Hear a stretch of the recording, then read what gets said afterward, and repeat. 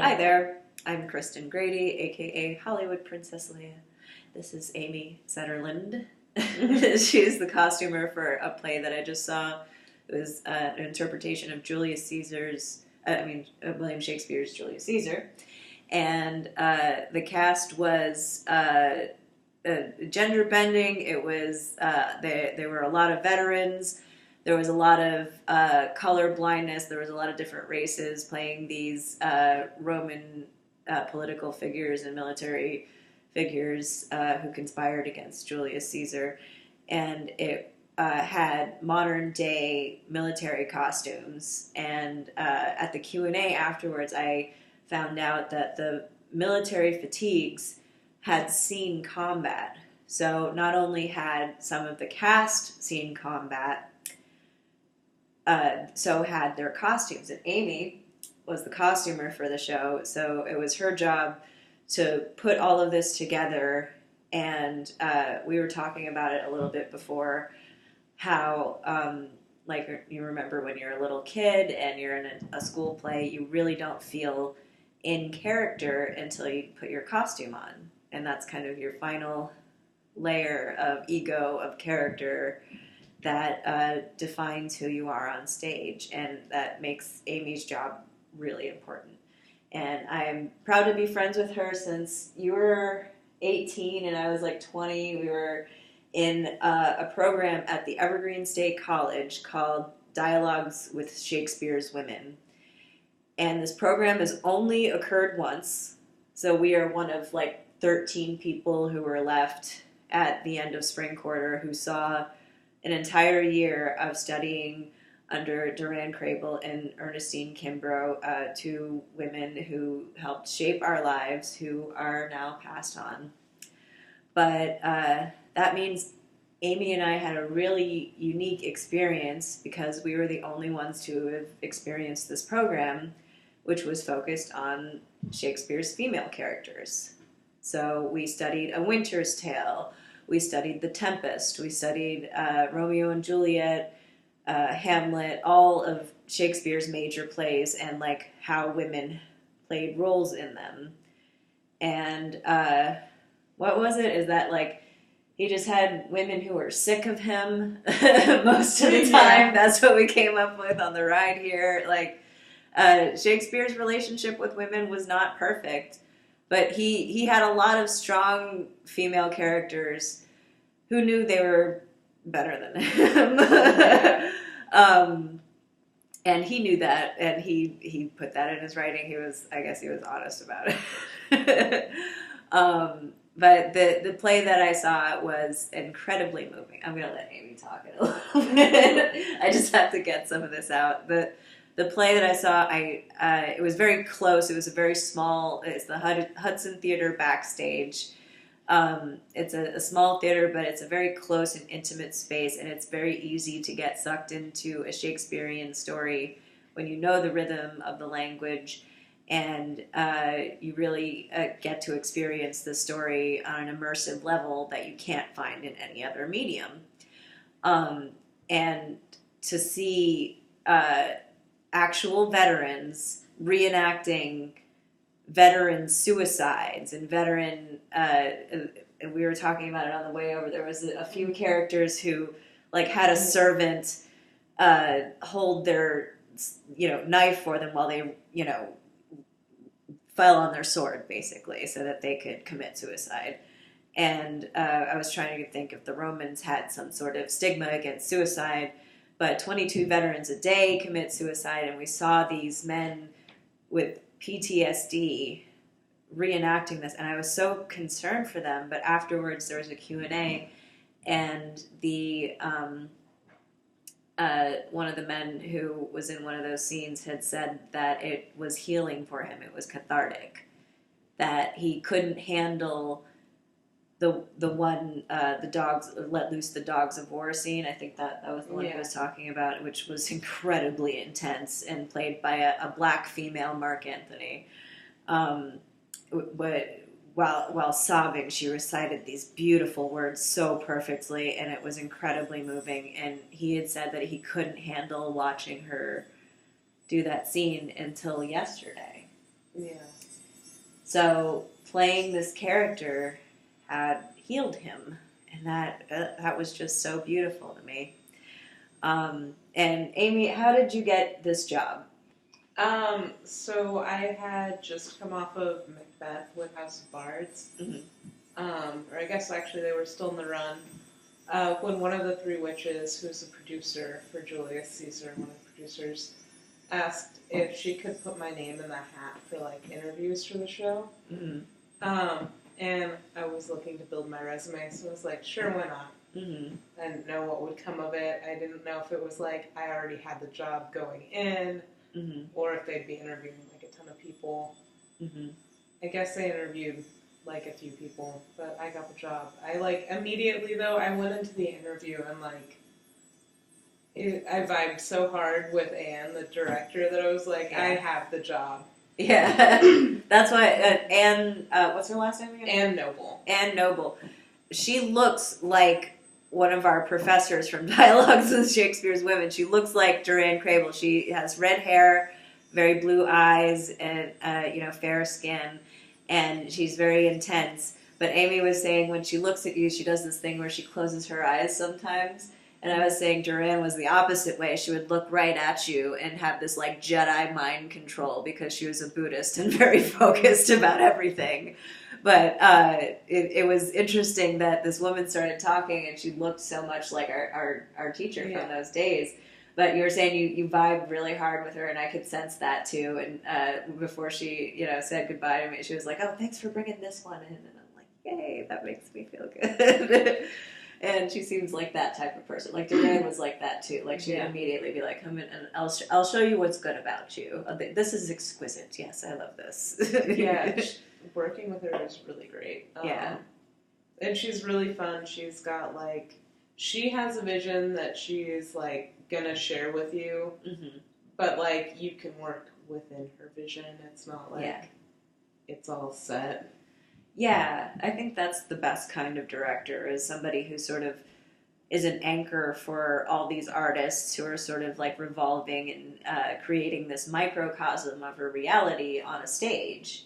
And I had forgotten, because the last play I saw was Book of Mormon in 2017, which was amazing, as any Broadway show is. But of course, I'm a lifelong fan of South Park, and then seeing their Broadway show was delighting on a life-fulfilling level. And then, I haven't been in a theater since then, and being in this small theater with a couple dozen people were there or something, but they were all so incredibly moved by the content. We were all there were even people under 18. They weren't teenagers. They were tweens there with their parents. And no, one of those girls had a doll with her, and when she went to the bathroom during intermission, she handed the doll to her mom and was very concerned that her mom watch after her doll. She was that age. I was kind of living for it.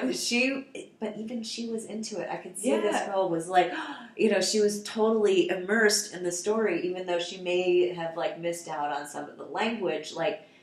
The way that they were acting and presenting the material was incredibly responsive to everyone who was watching. I think she was sniffling with the rest of us during the end. Oh my God. And it's just so heart-wrenching.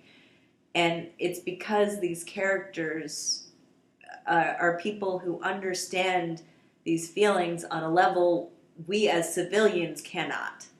This experience has given me new respect for veterans that I didn't know I didn't have before. It's seeing them perform Shakespeare, a military war-like play, about politics and conspiracies and stuff like that.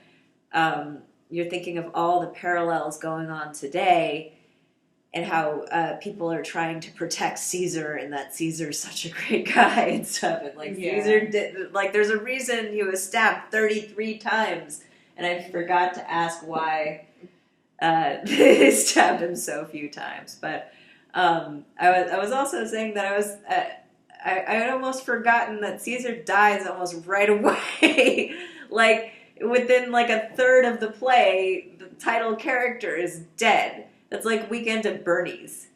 You know, he's not in very many scenes. No, and that I was disappointed. Yeah, but then they had the woman who played it. She was an Asian woman. Yeah, Leah Zhang. Yeah, she played Julius Caesar, and she was amazing. And I was upset when she died. I was like, what the hell? Why did you just do that? She's so good. And she was totally, like, you believed the part. She had this confidence, this aura about her, where the way she commanded people around was so believable. Like, you could tell she believed it herself. I think she And then she played the servant. Yeah. Yeah, that was her other character. When she died as Julius Caesar, she was like the servant of Brutus, which is Caesar's beloved. And her playing those two juxtaposed characters was brilliant casting. I don't know why anybody hasn't thought of that. Well, maybe they have. I haven't seen a production of Julius Caesar where the actor who played Caesar also played the servant. But it was so brilliant, the symbolism within that. Like, I had realized exactly what the character is thinking because of that casting. And I'm surprised nobody has ever thought of that before. Like, but it brings a whole new meaning to the play. And I think that's why they were calling it a readaptation, right? I think so. Yeah. It was a brilliant performance. What was your favorite part about putting together the costumes for this? So I loved making like the robes for the wives. That actually they went through like a few different things before they ended up with like those long dark red. And they had Calpurnia played by a black man, so Caesar's wife. Yeah, was a black man, and he was brilliant as Calpurnia. That character had so much more depth because of his delivery of the lines. Like, I'm not sure if we really went into that character too much in dialogues with Shakespeare's women. We were more focused on like Hermione and stuff. Like the big monologues were really what our focus was. And she's only in one scene. Calpurnia's only in like one scene, but this one was brilliant. Yeah. The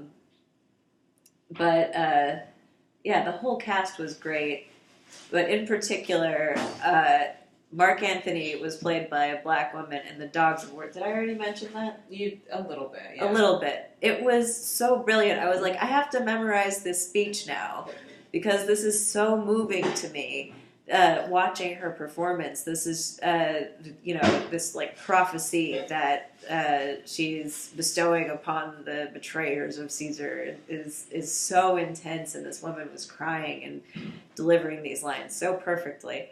I think I might have said that before. I think it deserves to be said again because she was that good. So working with veterans, what did you learn about veterans working on this show? It seems like people learned a lot, especially like civilians. I didn't get to work as much hands-on with the actors. Usually, as a costumer, you don't. I did learn a lot about military uniforms, which was really handy. You like never have your shoelaces exposed. Pants always tucked into the boots. Is that so you don't trip over stuff? Yeah, and it's part of like the regulation of how their uniform needs to look. Yeah, so they all look like exactly the same, right? Okay. Yeah, I noticed that when they were walking, they walked like in exact step with each other too, and the rituals that the actors were talking about learning were really interesting because one of the most moving parts is at the end. One of the female actors just salutes very like perfectly. I'm probably not doing it right. I'm sorry. I don't know how, but she had asked one of the veterans how to do it, and they were incorporating like real military practices into this play, which was very authentic and I think gave a whole new depth to Roman setting of the play too, because like they have the same practices from Roman times. That's what one of the audience members was saying too, is that our common military practices today stand on the shoulders of the Roman Empire. What direction are we headed in? Yeah. But your cats keep meowing. Meow. Hello, Jojo. Jojo's sitting on the chair. He has thumbs. He's a Hemingway cat. Is that what they call him? Yeah. Polydactyl or Hemingway cats. Yeah, he really has like a thumb on his arm. He won't come over here. Cats don't do what you want. Come here. No, cats don't do what you No, want. he's got like a Frankenstein head though. He's got a cool like He's big. animal head like Frankenstein. Or something. You said he was probably inbred or something. Yeah. That's how they keep breeding those cats with the thumbs. They just like breed the siblings together or something. Yeah. Cats don't care. Cats are not. Cats don't Yeah, know. I mean, The Lion King, that whole romance is proof cats don't care. Yeah, and how do they call a live action? It's a live action movie. They re-released it with like more realistic looking lions, and they're like, it's live action. I mean, I was worried about that because the alternative was they got a bunch of lions. Yeah, I don't think that's a good idea either. But maybe robot lions one day. Oh, I That don't will like make robot lions. That's an idea that makes me nervous. But you keep them in an enclosure so they don't run amok. And you only like let them out when the robot gladiators are around, right? Exactly. That's how this works. Yeah. In the then future, we're like three we're steps not away there from yet, the Amy. robot We over, don't like- have the technology yet. Yeah, I don't want to get killed by robots. It's why I say please and thank you to Alexa. Like, I make sure that I'm not always like, Alexa, do this. Sometimes I'm Please. like, Alexa, please. I bet Alexa appreciates that, and he will be one of the ones who is enslaved rather than murdered in the robot uprising. Great, so my toaster is going to be like, telling me what to do. Yes. And you're lucky it's your toaster and not your phone, because that's what they're doing already, aren't they? They kind of tell you what to do, tell you like where to eat, where to shop, and what movies are playing and stuff like that. The robots know, they listen. That's okay, as long as you're on our side, right, robots? We'll see. Yes. I have nothing against the TBD. robots. Yeah, TBD, ... I personally, like the robots. I do too. They do And- kind of make things easier. I feel that their labor is worthwhile and it's worth being polite about, and Yes. Robots deserve nice the to same your courtesies as humans because they might have the same emotions as humans one day. Mhm. There are cookies in here. There are cookies in there. I'm going to take the hat off of a snowman and take a cookie out of his head. Excuse me. This is not a good podcast so far. Actually, I think we've talked about some interesting things, but now I'm just going to be unprofessional eating a cookie. This isn't professional, though. I have no idea what I'm doing. So what do I really care? My mom made the cookies. Your mom is an excellent cookie maker. Thank you, Amy's mom, Betty. They're delicious. But They are really good. what's up? It's oatmeal with white chocolate and cranberries and like pecans. It's like should win a bake sale. Mm-hmm. Bake competition. Yeah, like the Universalist Unitarian Church. Only they could appreciate it. Yeah, Catholics don't get that. No. They don't like sweet things. It's a sin. I've been to a Catholic thing. I know that they are like all about just standing up and sitting down. And kneeling. I like you to kneel. A lot of kneeling too. That's why they have those benches that you have to kneel. Yeah. Like, what if you had bad knees? bad knee people don't have to kneel. Why does everybody have to kneel? Well, because I think, like, you are supposed to suffer and, like... subjugate yourself before the Lord. I don't know, but they do have awesome art, I will say. Oh, yeah. The Stations of the Cross, so much bleeding Jesus. I'm all about it. Who's, like, muscly and ripped. But, yeah, it's white Jesus, which is disappointing because you're like... This is obviously Black Jesus' body. Yeah. Come on. We know he did not have blonde hair and blue eyes like some, like... German Nazi Jesus. We don't like Nazi Jesus. No, I'm not behind that. But usually it's a guy with dark hair strung up on the cross that's like all bloody and stuff. Yeah, but I do love the like Ewan McGregor as Obi-Wan Kenobi like Jesus memes. Where right. Like, I saw put him up there and think he's Jesus. I'm behind that white Jesus, I guess. Yeah, may the force be with you, and Space also Jesus. with you. Do you know how many times a day I say that, and people say, and also with you? It's ubiquitous colloquialism. Even people from around the world. I'm talking with cookies in my mouth. Well, they do have the internet around the world. They do. And thank goodness that the internet is uniting the world. With media. And memes. And memes. Which are not facts. Yeah, no, memes are not facts. Do not confuse a meme with fact. No, but they're hilarious because they are not facts. That's what one must remember at all time when memeing. Yeah. Also, join the This Cat is Chonky group. Yeah, they have a billboard. I know. Because they have so many likes on Facebook.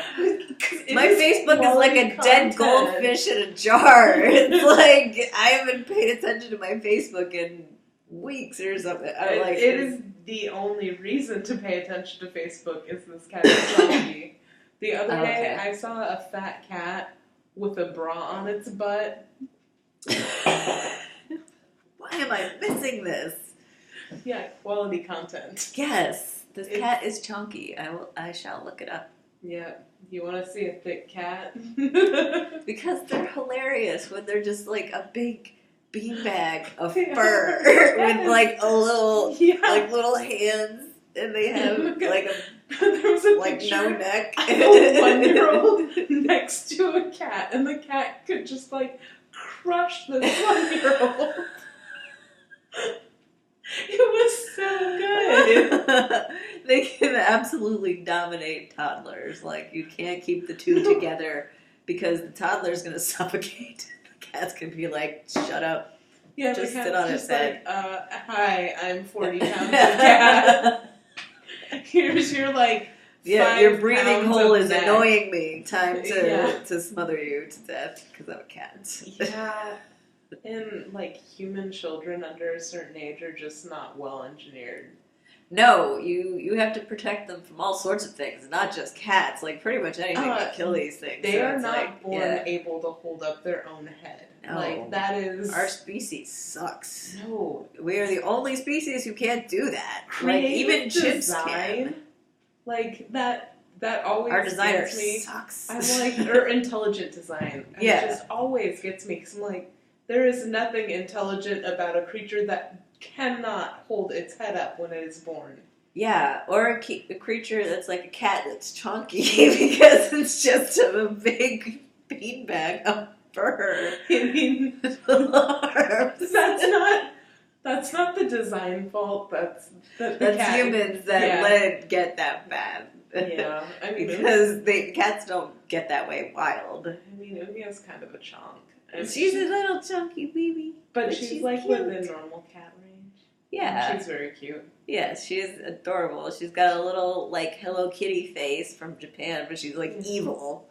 She's got, like, pointy little devil ears. As long as she can still get over the fence and get into the neighbor's house to wake them up by fighting their cat, it's fine. She has to do it every day to protect your life, so... Yeah, it's her obsession is like the neighbor's cat. I call it Pipsqueak. I don't know what its name is. It is a very small cat, and she wants to eat it. She wants to eat him? Just like claw his head off and eat his guts? I mean, I'm not entirely sure, but she wants it. And I also think she's so chonky because I think she's eating its food. She wants to starve it to death. She's on like a full-out campaign where she's like, you cannot exist anymore. There is not enough room for both of us in this world, buddy. Yeah, it's real rough for that little Pipsqueak cat. Oh, poor Pipsqueak. I know, she's like a cute little tabby. Oh, with a little like squeaky meow. She's very cute. Have you seen those cats that honk on YouTube? Honk. They go like. Ooh. Well, I know what I'll be looking at tonight.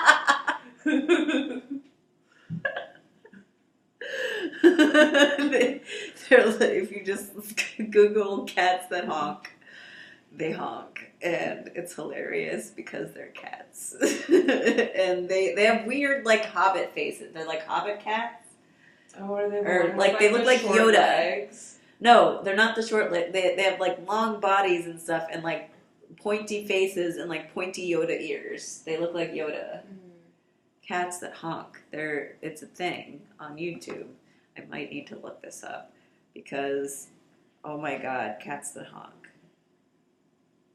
Yeah, cats that honk. I'm sorry, this warrants interrupting a podcast for cats that honk.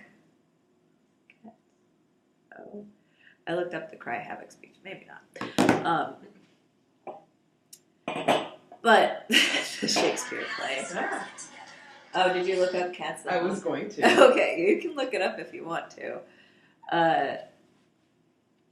Is that Frank?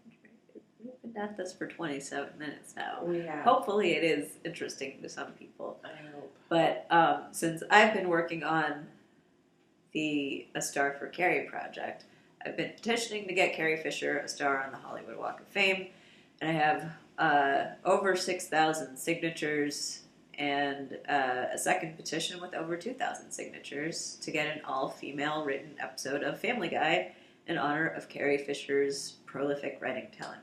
Oh, the Adam Driver cats. Yeah, those cats. Oh my god. Oh, they're so weird. And you should donate so that the quality of these podcasts can go up. Or hey, if you have some kind of podcast studio, at least I am available to talk about all kinds of nerdy stuff for a long time. I work a lot. She works a lot. And I work on a lot of different things. This is one of them. But the Carrie Fisher project just got a big boost. We got a signature from Todd Fisher, who's Carrie Fisher's brother. See, it's not really like honking. Not honking. I thought there was going to be more of a... Yeah, I thought it was going to be like a bike horn. Yeah. But it's like... My cat's over here. She's like, what who the are you hell? letting in here? Sorry, Unia. I'm not getting another cat. I did that once. Oh, and she was not having it? It was a rough year of adjustment. Well, yeah, JoJo's still here. Yeah, bless his stupid soul. He doesn't realize he's so big, which is a good thing, I guess, because then there'd be a fight. But yeah, he thinks he's a little baby, so he just lets her be the boss. He's a big baby man, and he thinks he's a lawyer because he has thumbs. So I call him Mr. Hemingway Thumbs, Esquire. But that's not true. Just because you has thumbs doesn't make you a lawyer. Where'd you go? Oh, I thought he was right here. No. He's taking the bar exam right now. you know he's filling in the bubbles at least. He gets some of the concept. He can't read, but he's like, I got a thumb and I can fill out circles all day. Let me do the Scantron.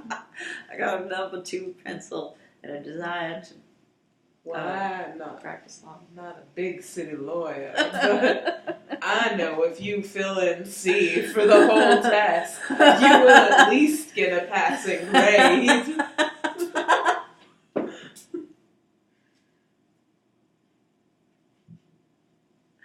Exactly. And that's why California's justice system is so fucked up. Too many cats. Yeah, I know.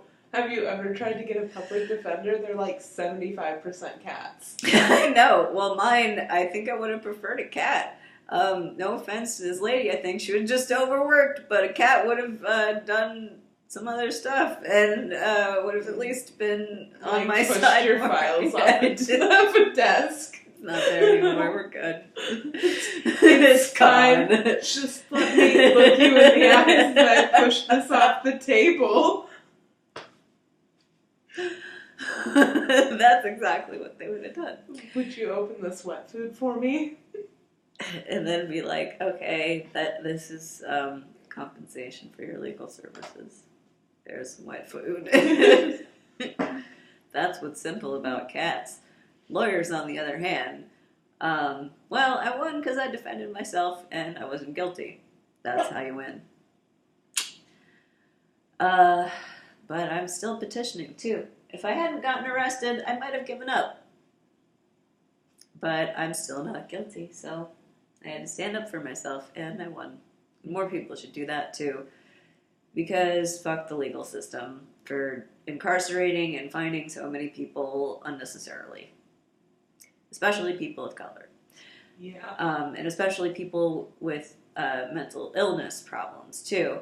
I was telling one of the veterans at the play tonight that I encounter a lot of homeless veterans petitioning as Princess Leia, and I always either give them granola bars or I just say hi to them or I ask them the 3 most powerful words I can think of, are you okay?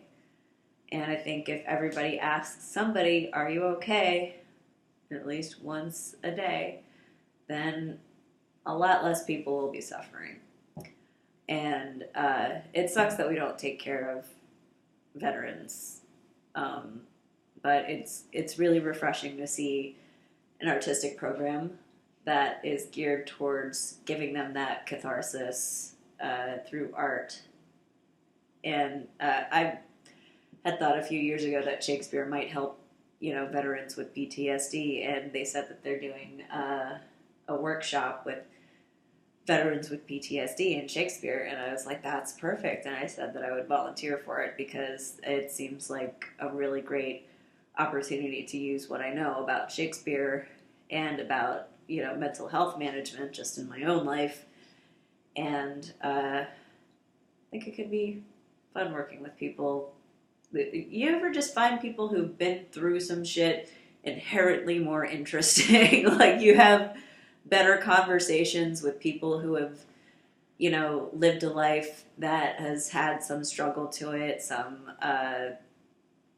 commitment to a larger goal. And you find that in a lot of veterans. And I found that in the performance that I saw tonight. And I'm really happy that you got me the comp ticket. Thank you. Yeah. No problem. Yeah, that's what's good about knowing people who work in the entertainment business. Sometimes they give you tickets to cool shit. Yeah.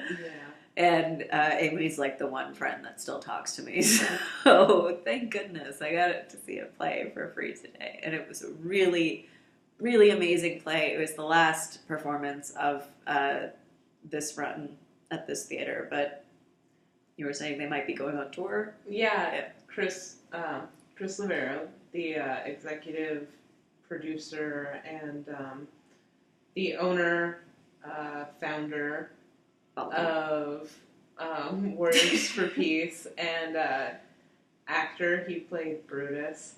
So even though it's called Julius Caesar, he has like the most lines in the play. Yeah, it's about Brutus. He was saying that they're gonna take it on tour. So I don't know the exact details, but yeah, he was making sure that the package was intact so that they had the costumes for when they go on tour. Cool. So it's not over yet.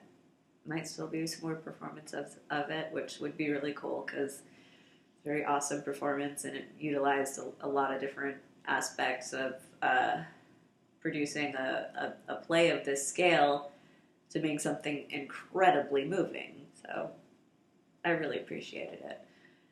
And I think 35 minutes is enough. We've talked about a lot of interesting things, and hopefully made you laugh about the cats that were disappointingly honking. Make those cats sound like bike horns, or we're not watching your YouTube channel again. Yeah. I'm just kidding. I'll watch it every day. May the force be with you.